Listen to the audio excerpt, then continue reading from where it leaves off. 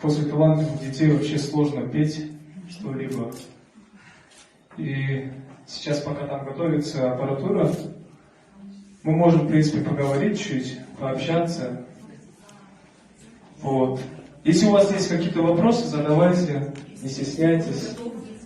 Да. Давай. Правда ли, что когда вы родились, ваше имя было Дин Мухаммед? Да. До сих пор, да. Почему вас Димаш называют?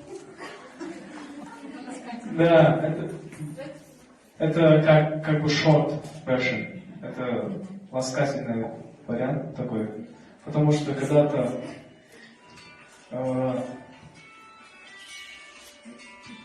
Мухаммеда Кунаева точно так же звали. Ты знаешь, кто такой Мухаммед Кунаев? Ты Мухаммед Ахмедович Кунаев не знаешь, да? Ладно. Вот его также звали, и потом все, поскольку его любили, все начали называть его Димаш Ахмедович, а не Дин Мухаммед Ахмедович. Но мне только понравилось, потому что меня мои слушатели поддержали. Хотя на тот момент я себя очень плохо чувствовал. У меня была температура 40 градусов и горло опухшее. И вот какие-то такие моменты, да. Но в целом это был хороший вечер. Еще один повод встретиться со своими зрителями, к чему я был невероятно рад. Но, как говорится, совершенству нет предела, и мы все по своей натуре всегда чего-то хотим, превзойти, себя же превзойти, чтобы твой же концерт следующий, да, прошел лучше, чем предыдущий концерт. Вот такие моменты нас делают сильнее, но от этих мыслей мы устаем. Так что я не могу похвалить ни один свой концерт, потому что мне незачем хвалиться, по идее. Как только завершу карьеру, тогда и посмотрим, что я скажу насчет всего того, что я делал в молодости. Вот. Спасибо. Еще есть вопросы? Давай, жги, давай. Поддерживали ли когда-то вас ваши поклонники, когда у вас срывался голос? Ну, пока такого не было. Как вы думаете, если это произойдет, поддержат ли они вас? Ну, по крайней мере, на это надеюсь. Как дела у вас с китайским языком? Никак. Все, что я знаю на китайском, это нихау, шеше, Брюс Ли, Тимоси, Джеки Чан болды. Вот вы знаете французский язык, вы выступали в Франции? Я не знаю французский. Ну, в интернете. Я просто пою на французском. И да, во Франции я выступал. У них во Франции на телевидении. Я забыл, как передача называется. Но я там пел вот песню СОС. И да, получается, выступал во Франции, да. Ром.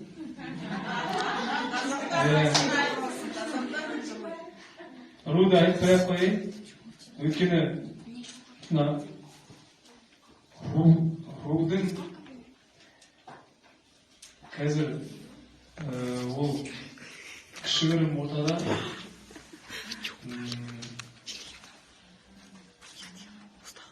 сол кісілер өзара танысқан кезде сөйтіп сұрайды да, бірақ қазіргі таңда ол өзінің функциясы дейді ғой, басқаша атқарып бара жатыр да, руға бөліну деген басталып жатыр да қазір қазақтарда.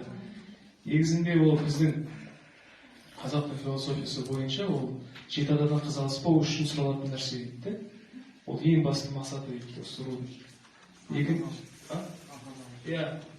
Ал бізде қазіргі таңда кішкене сол руға бөлініп, там құрғанда мысалы бір бөлінетіндей, мысалы дәл Китайдағыдай 2 миллиард болмағанмен, бір 200 миллион адам болсақ екен хотя бы, біз 12 миллион қазақпыз да бүкіл әлем бойынша. Соның өзінде руға бөлініп құрып жатыр да.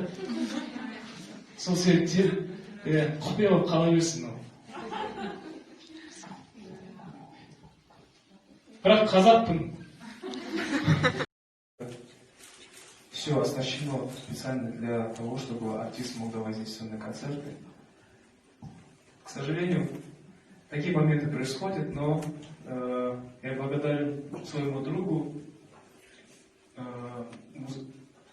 музыкальному директору, саунд-менеджеру, режиссеру Ивану Бечевину. Мой друг, да, он постарался, он сделал все возможное, чтобы вот этот момент с акустикой был разрешен, и он сделал все возможное. Спасибо. Спасибо большое. Ребята со всего мира едут. Спасибо. А вы смотрели реакции на YouTube на свои выступления? Раньше смотрел. Было время, да, вот, поначалу, когда чувствовал эту волну, да, ладно, скажем, популярности. Когда мне было очень интересно, я постоянно заходил, смотрел, и мне было очень важно воочию увидеть, как люди реагируют на мои выступления. Потом, не знаю, плохо ли это или хорошо, но я просто перестал этого делать, потому что когда тебя очень много хвалят, ты начинаешь в какой-то момент верить в это.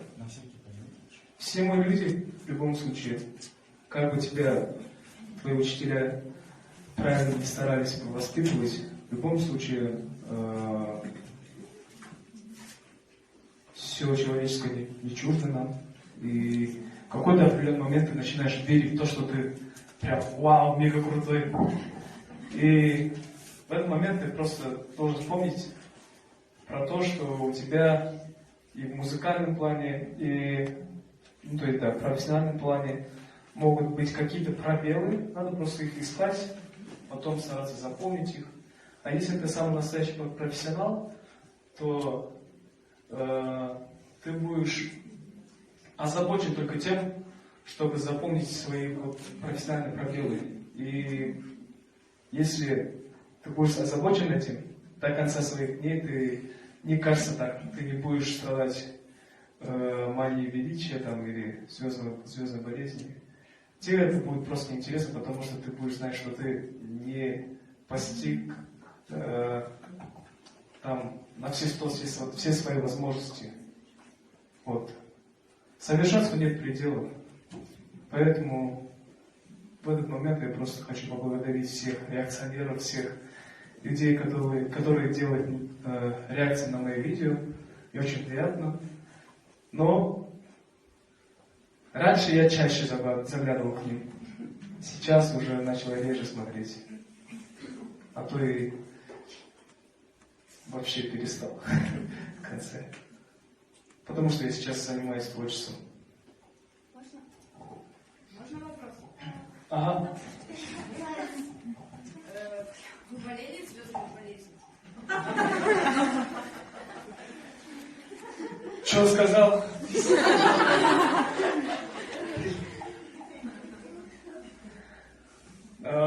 Как ты думаешь? Мне кажется, почти у всех было такое. Да? Бывало, и я болела.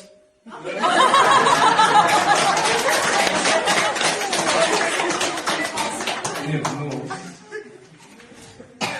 раз уж даже вы болели. Молодец. Правда? Просто не знаю, у кого как, но лично,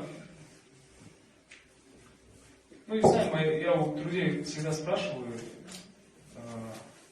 не замечаешь, я не меняюсь или нет там, потому что со стороны виднее. И они всегда говорили, нет, ну, не знаю, возможно, врали, но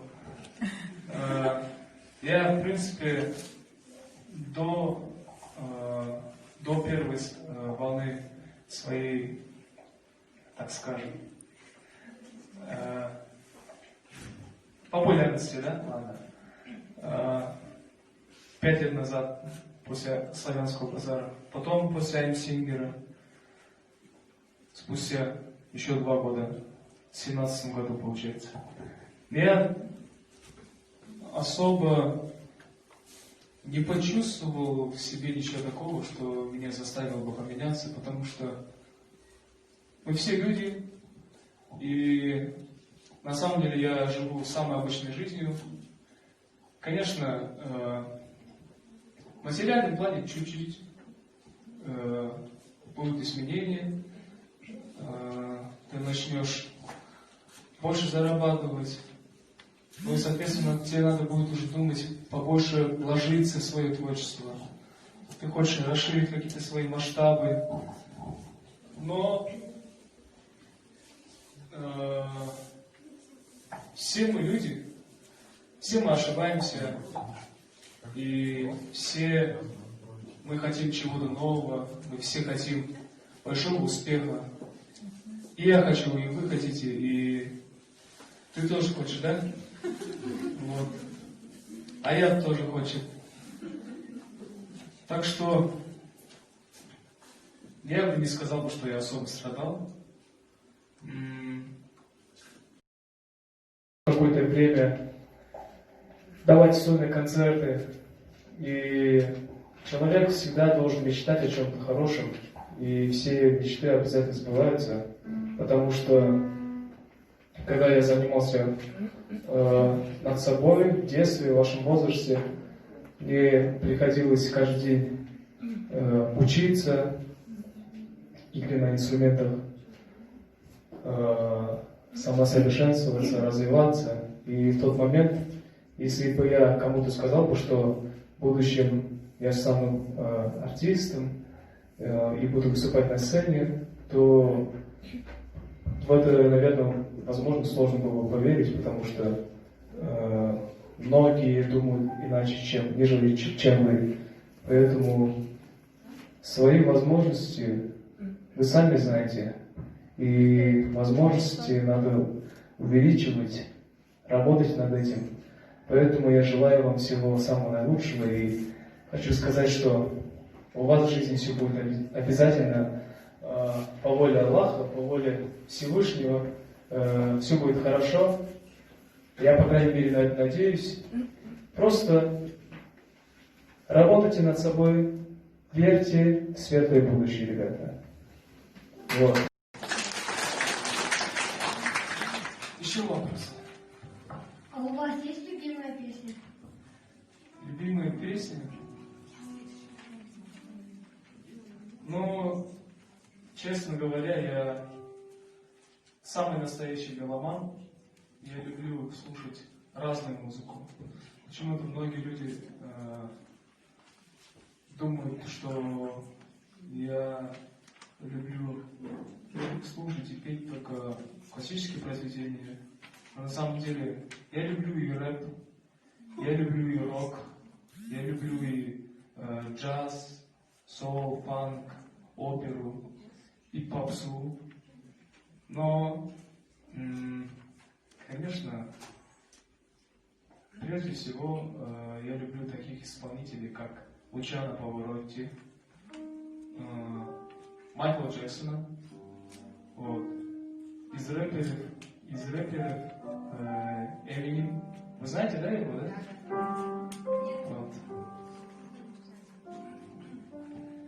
И, конечно же, наших казахских композиторов есть, то есть был один композитор, Кинес Тисикевич, который был моим учителем. К сожалению, в период пандемии мы потеряли его. И вот среди самых любимых композиций это творение Кинеса Тисикеева. Есть композитор Куат Шилибаев, Ринат Гайсин, мой брат. Вот я люблю слушать более правильную музыку. Я, по крайней мере, стараюсь, потому что, чтобы слушать правильную культурную музыку, надо думать. А в наше время люди, многие, к сожалению, не хотят особо думать. То вы сами будете стараться стать такими, как они. И поэтому от окружения тоже очень много чего зависит. Это на будущее. Так, на заметку. В принципе, насчет этого мы можем еще чуть поговорить, потому что, к сожалению, многие люди путаются в целом понятии, как дружба. С некоторыми людьми просто интересно, весело провести время, прикольно, он просто классно шутит и так далее, тебе с ним интересно. Но на самом деле этот человек может случиться так, что не любит тебя всем сердцем, как ты его любишь, например. И поэтому надо, если хороший человек, он на то и хороший человек, он будет понимать, что ты относишься к нему с любовью, с уважением. И в ответ, конечно же, он тоже будет относиться к тебе с уважением, с любовью. Просто в жизни раз на раз не приходится, об этом тоже нельзя забывать. Надо сделать все возможное, чтобы вот это чувство именно не угасло. Как только угаснет это чувство, вы начнете довольствоваться собой. Это хорошо, только надо понимать грань. Если вы будете слишком много высокого мнения о себе, то это приведет к звездной болезни, что потом очень сильно помешает вашей работе, вашей карьере. Это может случиться не только у певцов и актеров, и вообще, в принципе, у всех деятелей профессий разных.